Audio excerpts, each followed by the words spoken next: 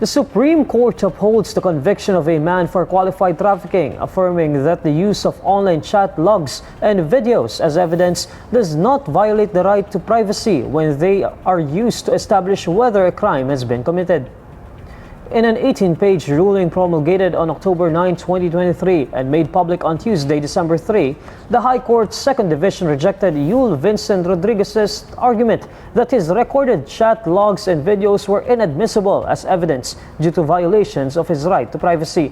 The court clarifies that under Public Act No. 10173 or the Data Privacy Act of 2012, the law permits the processing of sensitive personal information when it is related to determining criminal liability and necessary for the protection of lawful rights and interests in court proceedings.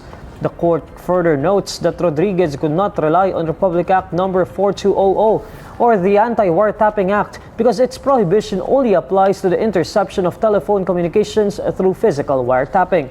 Based on the Supreme Court decision penned by Associate Justice Mario Lopez, the recording of Skype conversations and pictures can be of the same nature as tapping the main line of a telephone, leading the trial court in admitting the pieces of evidence. The High Court effectively dismissed Rodriguez's appeal and upheld his conviction for qualified trafficking under Republic Act No. 9208 or the Anti-Trafficking in Persons Act of 2003. The case stemmed from an investigation by the Anti-Human Trafficking Task Force of Region 7 in 2013, following a tip from the United States Immigration and Customs Enforcement. Police Officer 3 Jerry Gambi used a decoy account to communicate with Rodriguez on various online platforms and record their exchanges, arranging an entrapment operation. The regional trial court found Rodriguez guilty of qualified trafficking, citing the credibility of the prosecution's witnesses, whose testimony was deemed credible, corroborative, and free from improper motives.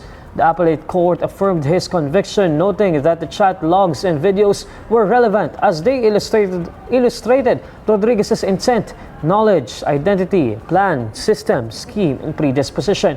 In agreeing with the regional trial court and a court of appeals, the High Court emphasized that the videos and chat logs were not offered to prove the existence of qualified trafficking, but used to demonstrate Rodriguez's modus operandi in reaching out to foreigners through Skype or Facebook and offering minors for sexual exploitation.